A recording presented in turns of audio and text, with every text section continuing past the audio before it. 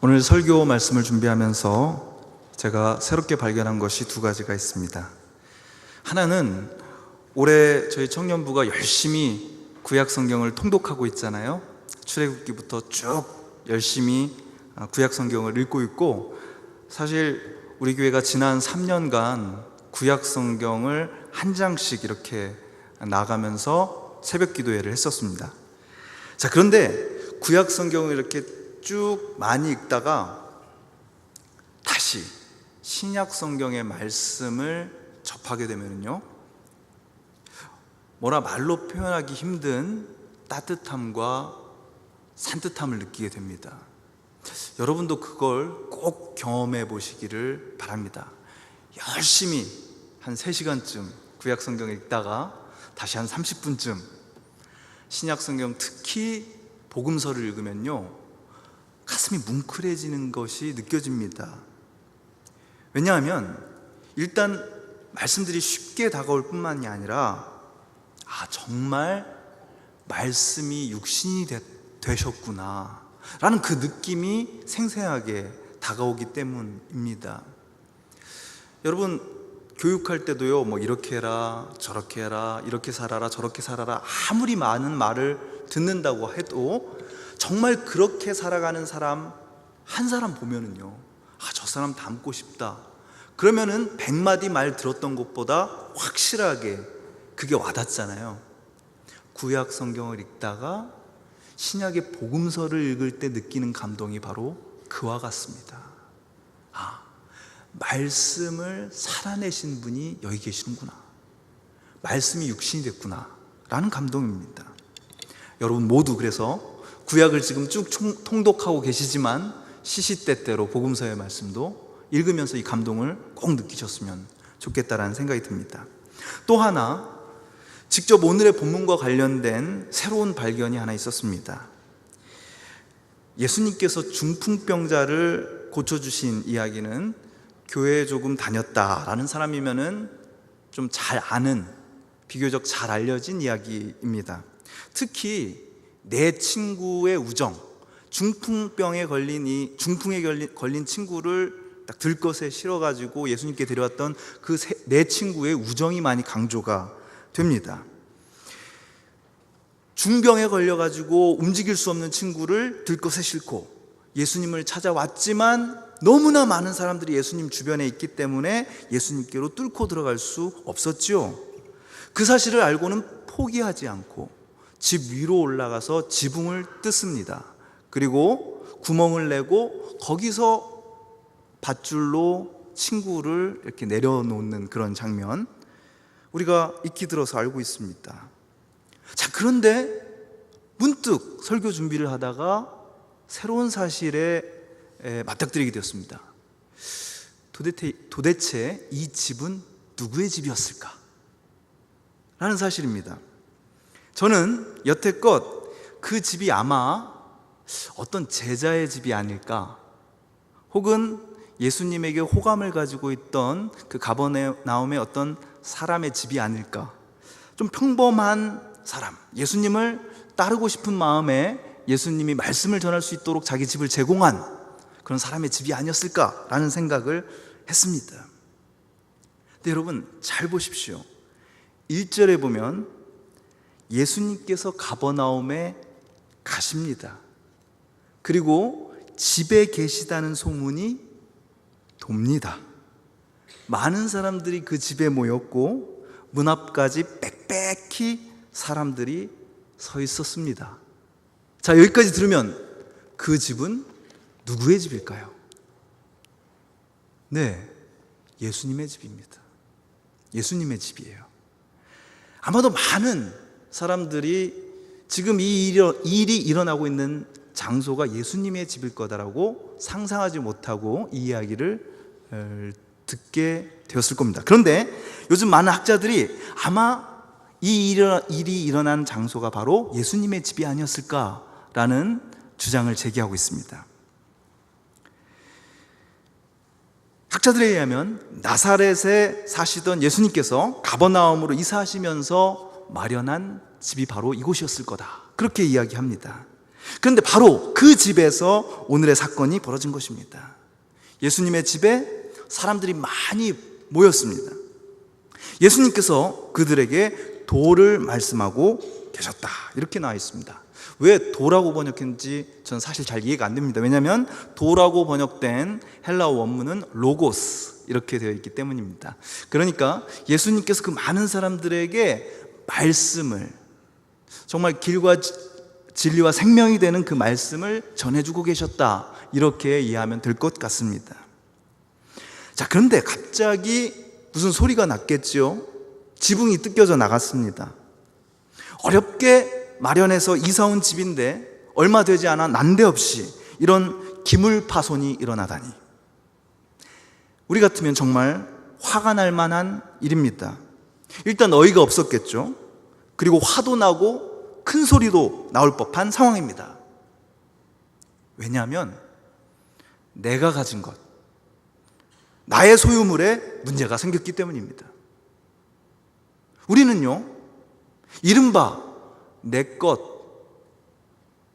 것이라고 생각하는 것이 침해당하는 것을 정말 끔찍하게 싫어하는 시대 속에 살아가고 있습니다.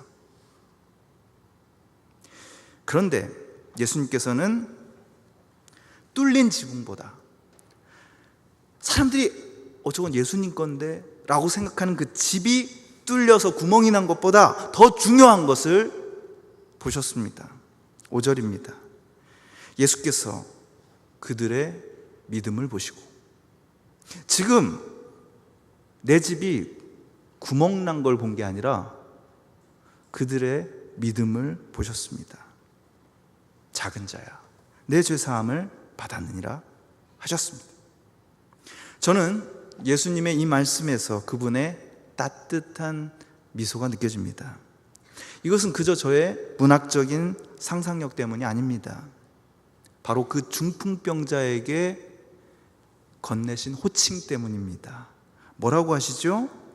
오늘 우리가 읽은 본문에는 작은 자야, 이렇게 나와 있습니다. 그런데 새 번역은 이 사람아, 이렇게 나와 있습니다. 어감이 굉장히 다릅니다.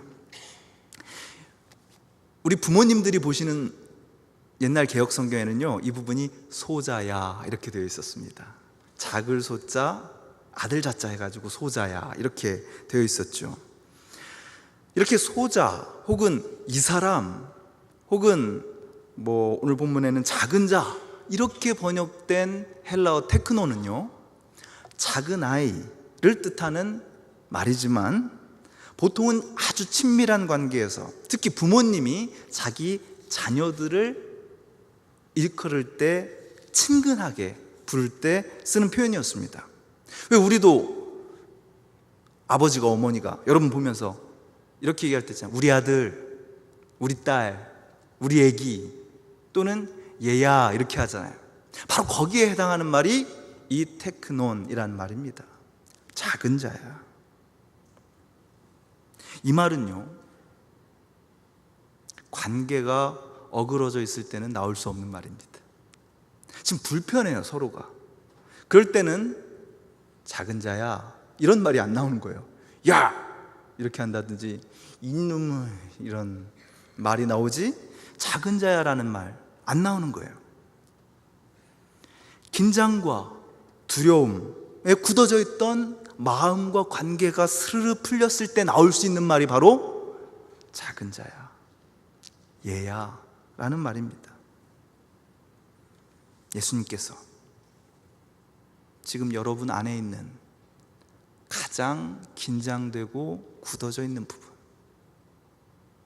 마비되어 있는 부분을 향해서도 이렇게 정답게 말 건네주시기를 주님의 이름으로 기원합니다. 여러분, 뜯어진 지붕, 하늘이 훤히 올려다 보이는 구멍난 지붕으로 친구를 내려보내면서 그 네 사람의 마음이 어땠을까요?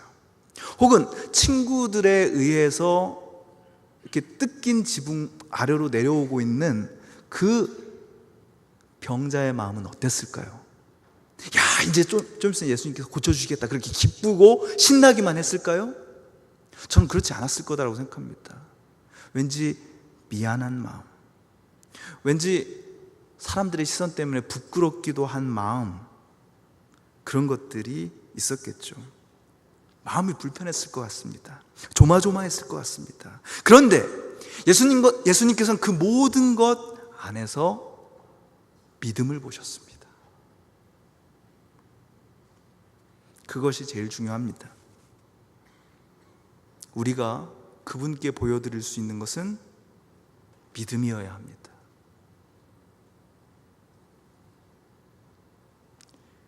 이런 민폐를 끼치는 것 때문에 엄청 미안하고 불편한 마음 있을 수 있었겠죠.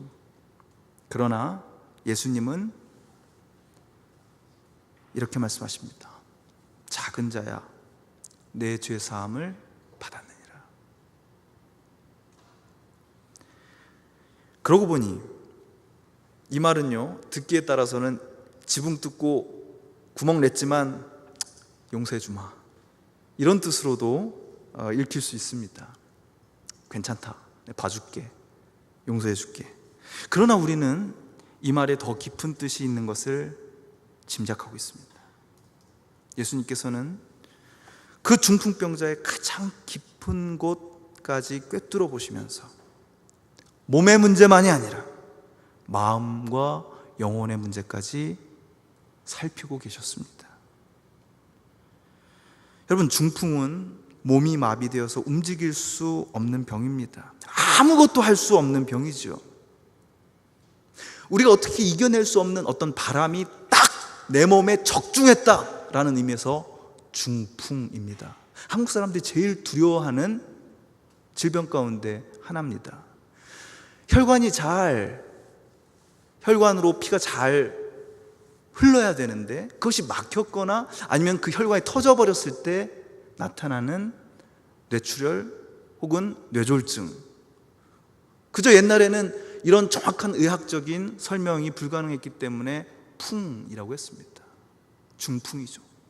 한번 그 풍에 맞으면 신속하게 바람처럼 몸이 마비되기 때문에 중풍이라고 불렀다고도 합니다. 여러분, 우리는 살면서 이런 마비 증상을 경험합니다. 몸이 마비될 때도 있지만 마음이 마비될 때가 있습니다. 참 무섭습니다. 삶 전체가 정말 아무것도 할 수 없는 마비 상태에 빠져버릴 수 있습니다. 여러분, 성경은요, 우리의 삶 전체를 온통 마비 상태로 만들 수 있는 힘에 대해서 말하고 있습니다. 그것을 신약 성경은 죄라고 부릅니다. 예수님은 나도 여러분도 잘 모르는 깊은 곳의 문제를 꿰뚫어 보고 계십니다. 삶의 대부분의 문제가 그렇듯이 결국은 관계의 문제입니다. 사람과 사람 사이의 관계, 그리고 하나님과 나 사이의 관계입니다. 그것이 어그러져 있으면, 그것이 해결되지 않으면 몸이 회복돼도 복이 아닐 수 있습니다. 그런 의미에서 여러분의 젊은 날, 그 말도 많고 탈도 많은 젊은 날, 아프기도 엄청 아프고 아무것도 할 수 없을 것 같은 무기력감과 인생의 마비 증세에 빠져 시체처럼 살아가야 하는 나날 중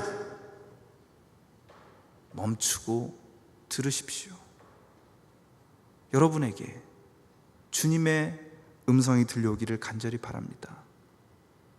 작은 자야, 얘야, 너의 죄, 너의 존재를 마비시키는 죄의 권세에서 이제는 풀려났다.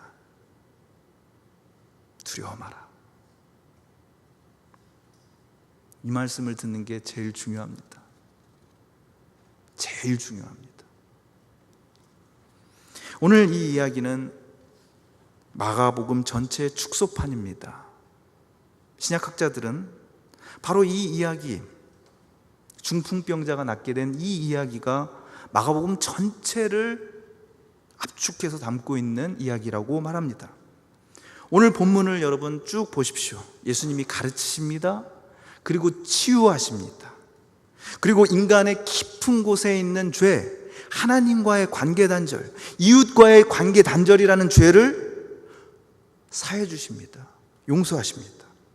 그러다가 유대의 유력 인사들에 의해서 신성모독이라는 죄명으로 고발을 당합니다. 그런데 결국에는 그렇게 몸이 마비되어서 꼼짝도 못하던 사람을 일으켜 세우십니다.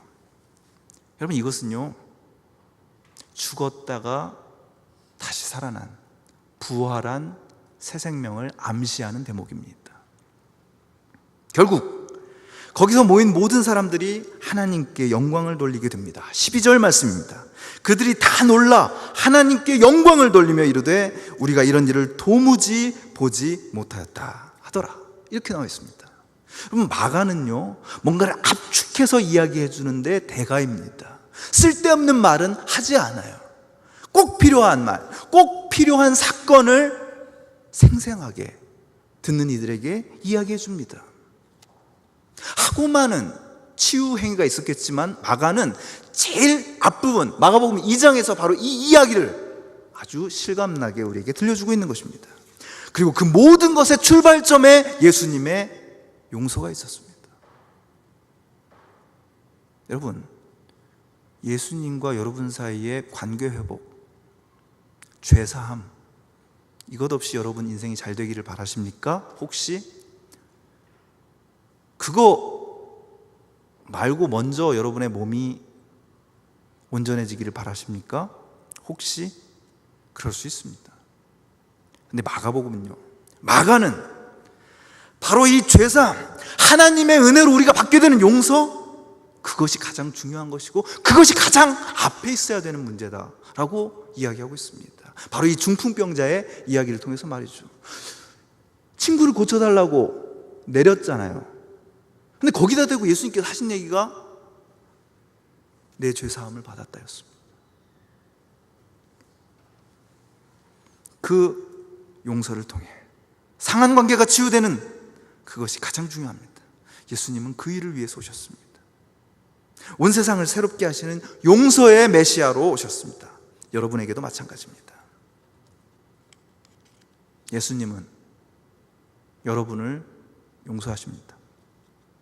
몸의 문제보다 깊은 곳에 있는 상한 영을 치유하십니다.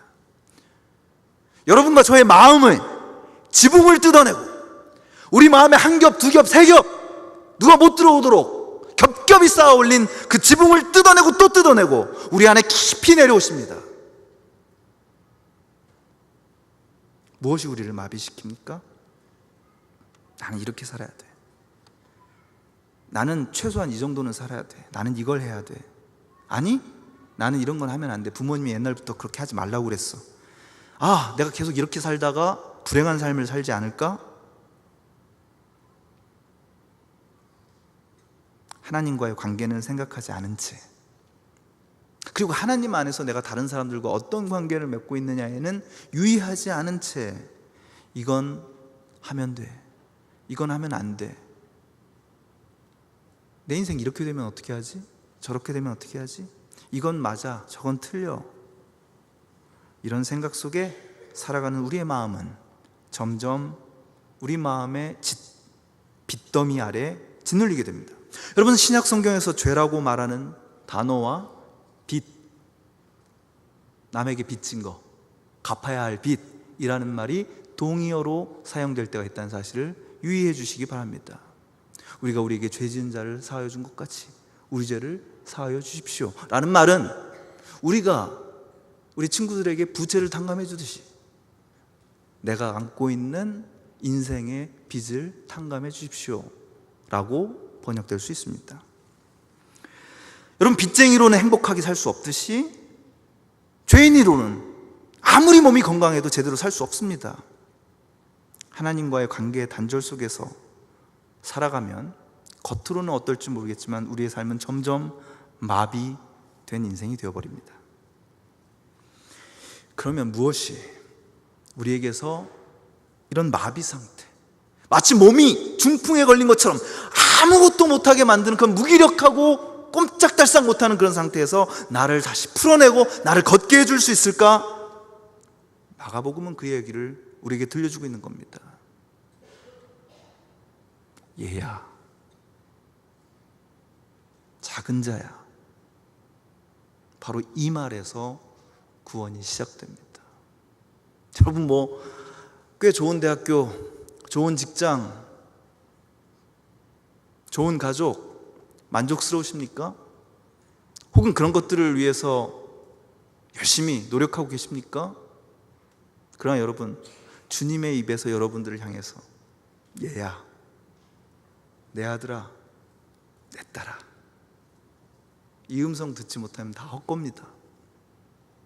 이게 먼저가 되지 않으면 여러분 삶은 언제든지 다시 몸과 마음의 중풍에 빠질 수밖에 없습니다. 그것이 마가가 우리에게 들려주고 있는, 누구 한 사람도 피해갈 수 없는 진리입니다. 얘야, 작은 자야, 내가 너를 용서한다. 너랑 다시 한번 시작하고 싶다. 네가 필요하다. 이렇게 손 내미시는 주님의 손을 잡는 것입니다. 바로 그 손의 따뜻함을 느끼면서 다른 사람을 이해하고 용서하고 받아들이는 것, 이것이 가장 중요합니다. 만약에 이런 용서의 감격을 누리지 못한 채 평가하고 판단하고 이게 옳고 저건 틀리고 따지는 사람들을 향해 예수님께서 굉장히 잔인한 질문을 던지십니다. 어찌하여 마음이 그런 생각으로 가득하냐? 죄를 용서해 주는 것이 옳으냐? 아니면 중풍병처럼 무서운 병을 고쳐주는 것이 더 쉽겠느냐? 죄를 용서해 주는 것이 쉽니? 아니면 도저히 고칠 수 없는 병을 고쳐주는 게 더 쉽니? 뭐라고 답할 수도 없는 질문입니다. 왜? 그 사람들은 둘 중에 하나도 제대로 못하거든요. 자기들은 일도 할 수 없는 그런 일을 예수님께서 지적하시면서 뭐가 더 쉽겠냐? 이렇게 얘기합니다. 그럴 수밖에 없습니다. 자꾸만 우리의 생각이 이게 맞나 틀리나, 이게 내 삶에 더 유리한가? 저게 더 유리한가? 쟤는 틀렸지, 이렇게 해야 맞아, 이런 판단, 평가로 가득할 때, 자기가 기준이 되어 구별하는 마음으로 살아갈 때 우리는요, 겉으로 드러난 몸의 중풍보다 더욱 심각한 영혼의 중풍에 걸린 사람이 될 수가 있습니다. 왜 다른 사람이 그런 상태에 있으면 그렇게 잘 보이는데 내 마음에 그런 중풍이 생기면 잘 보지 못하는 것일까요? 저는 오늘 본문이 마가복음의 축소판이라고 얘기했습니다. 그래서 오늘 본문은 놀랍게도 마가가 이런 상태, 마음의 중풍에 빠져서 혹은 인생의 중풍에 걸려서 정말로 하나님 앞에서 살아야 할 삶을 살지 못하고 있는 무기력한 우리에게 구원의 길, 기도가 무엇인지를 가르쳐주는 중요한 내용을 담고 있습니다.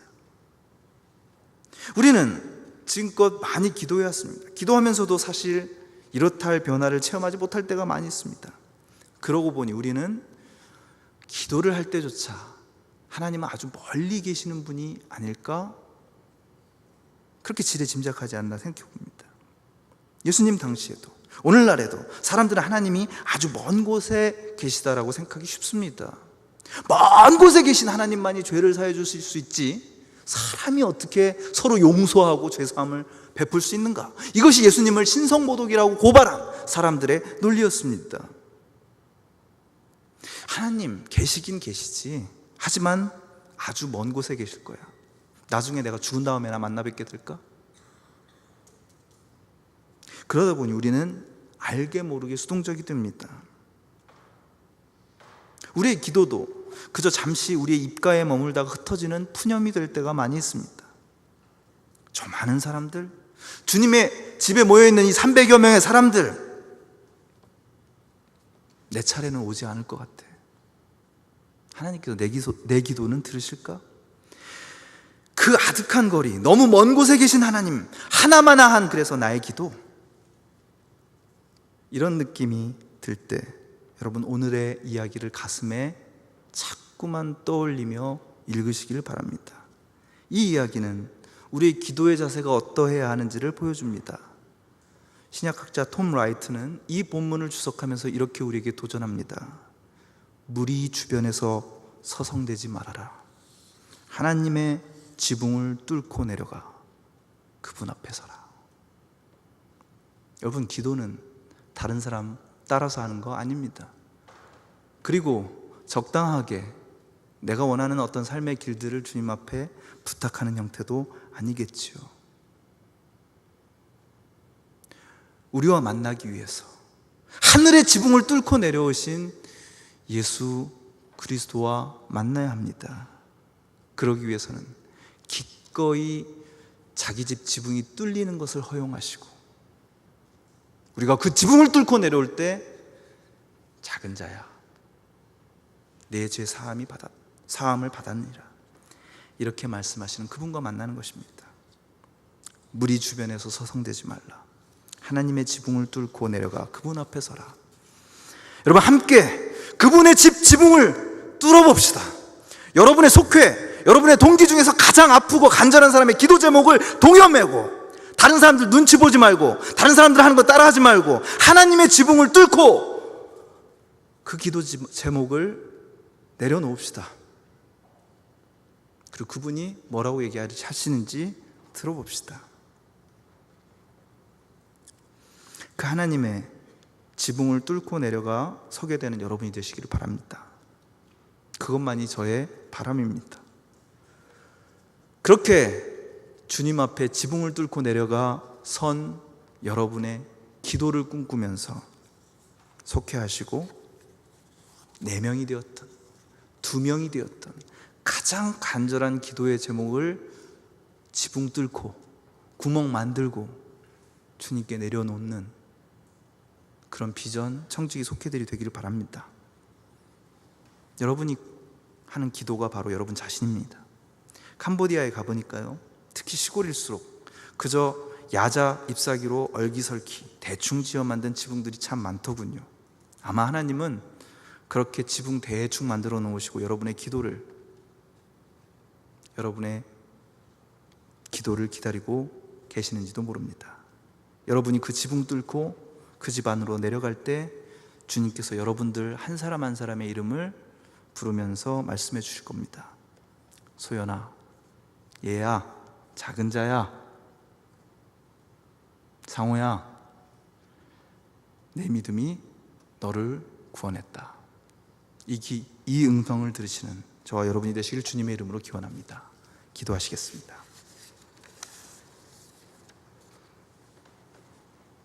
하나님, 마음이 왜 그렇게 무기력하고 굳어 있었는지 모릅니다. 내 영혼이 무감각해지고 무기력해지고 마치 중풍 걸린 사람의 몸처럼 누군가를 사랑할 수도, 누군가를 위해서 열정을 불태울 수도 없을 만큼 굳어져 있는 상태가 된 것을 느낄 때가 있습니다. 하나님, 그럴 때면 영락 없습니다. 주님과 나의 관계가 이렇게도 소원해지고 이렇게도 틀어져 있었구나, 아픈 마음으로 다시 보게 됩니다. 주님, 나의 죄를 용서하여 주시옵소서. 주님보다 다른 어떤 것과의 관계를 더욱더 우선시했다. 주님보다 나의 성공과 출세를 우선시했던, 나의 안정과 나의 평안함을 추구했던 그런 어리석음을 주님 씻겨주시고 주님의 지붕을 뚫고 내려가 그렇게 해서라도 주님과 만나고 싶어하는 우리의 마음 되살려 주시어서 이 땅에 사는 동안 마음의 중풍으로 헤매는 것이 아니라 주님과 원활하게 소통하면서 그 힘으로 다른 이들과의 관계도 아름답게 꽃피워갈 수 있는 우리가 되게 하여 주시옵소서. 예수 그리스도의 이름으로 간절히 기도드리옵나이다. 아멘.